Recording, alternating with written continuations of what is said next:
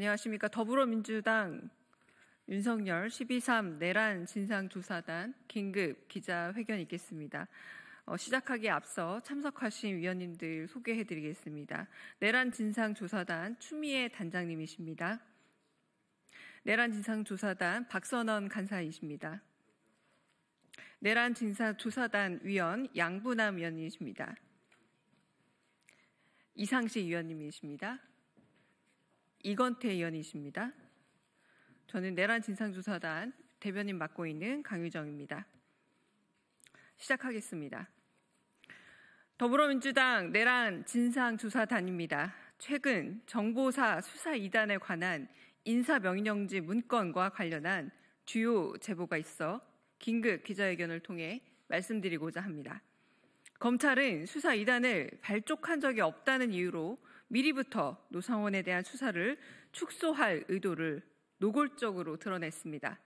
이를 반박하는 인사명령 문건은 인사 배치뿐만 아니라 작전 임무 명령에 관한 구체적 내용까지 포함되어 있어 검찰은 이러한 수사를 하지 않는다면 수사에 손을 떼라 촉구하는 바입니다.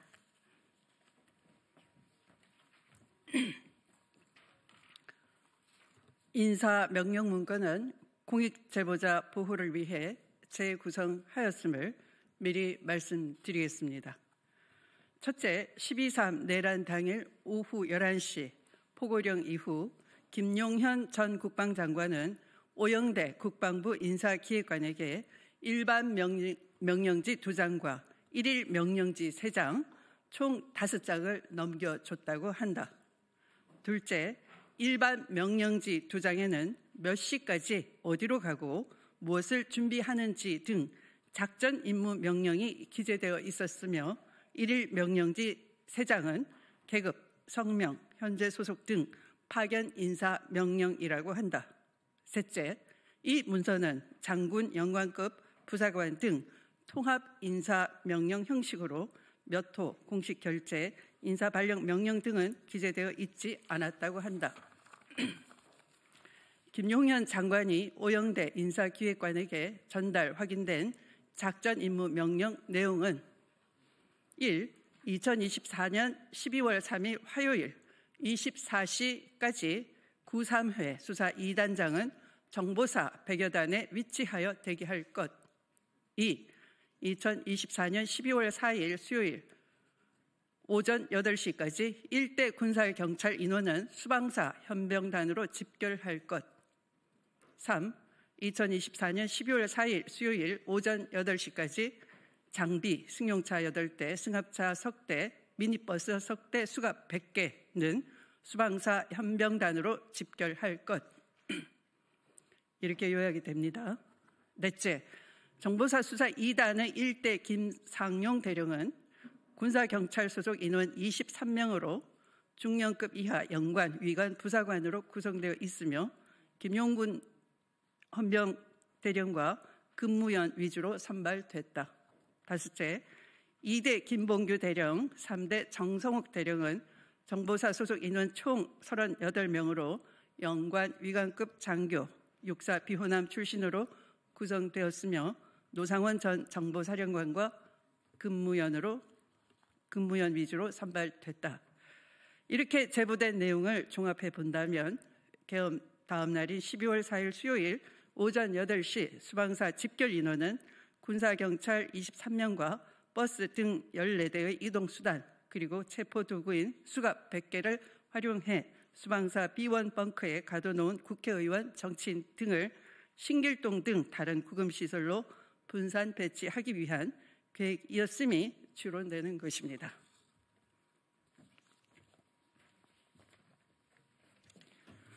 윤석열 내란 수계는 이처럼 치밀하고도 잔인한 계획을 김영현과 함께 미리 세웠음을 또 확인했습니다. 김영현은 지난 12월 8일 새벽 1시 30분 검찰에 자진 출두했습니다.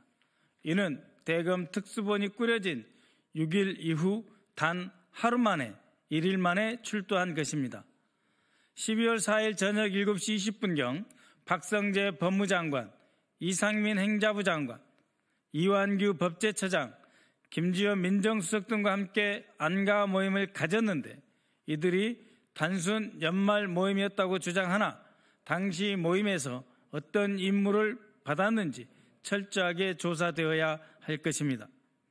또한 경찰이 6일 김용현 전 장관에 대한 압수수색 등 영장 신청하자 12월 6일 밤 심우정 검찰총장, 김선호 국방차관에게 전화해 장관이 연락이 안 된다며 연락하게 해달라 했고 김선호 차관은 김용현 측근에게 연락해서 접촉하게 해줬다는 국방부 내부 제보도 있습니다.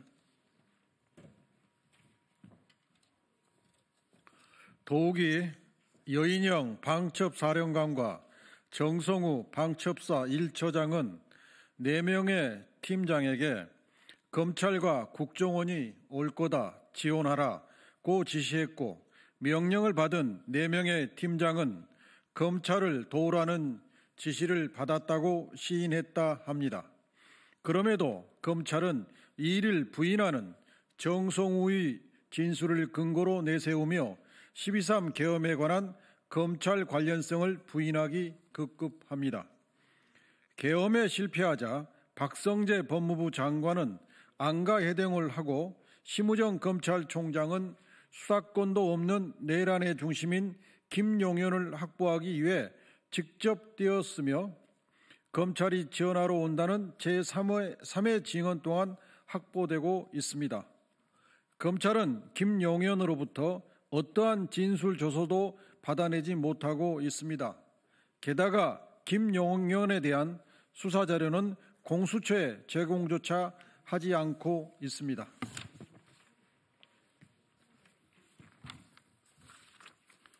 이러한 상황에서 김용현은 변호인을 통해 계엄이 정당했고 부정선거가 마치 있었다는 듯한 안하부인격 해명까지 열었습니다.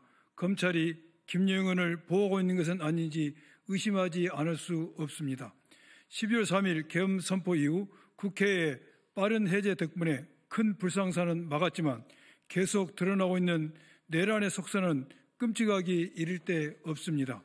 탄핵은 안 된다는 국민의힘 의원들과 계엄 선포 당시 함께한 사실상의 내란 방조 국무위원들은 각자 자기 살 길 찾기 위해 준 내란 상태를 지속시키고 있습니다.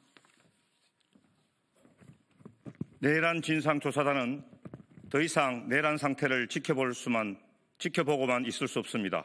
내란 수괴와 그 공범들의 방패가 되고 있는 검찰은 내란 수사에서 손을 떼고 김용현 등 주요 내란 수괴들을 공수처로 이첩해야 할 것입니다. 공수처는 현재 나와 있는 증거만으로 충분히 윤석열 내란 수괴를 체포할 수 있습니다. 서울시와 서울경찰청에 요구합니다. 용산 대통령실 일대, 한남동 대통령 관저 일대, 삼청동 총리공관 일대, 삼청동 안가지역 일대, 광화문 정부종합청사 일대에 대한 2024년 12월 1일부터 12월 27일 현재까지 CCTV 영상을 국회에 제출하여 주시기 바랍니다. 시간이 흐를수록 대한민국은 무너지고 있습니다. 조속히 내란 특검을 출범시켜 하루빨리 대한민국을 바로 세우고 민주주의를 되찾는 일은 윤석열 내란 수괴의 구속입니다. 공수처는 지금 즉시 윤석열을 체포, 구속하십시오. 네, 이상 마치겠습니다. 감사합니다.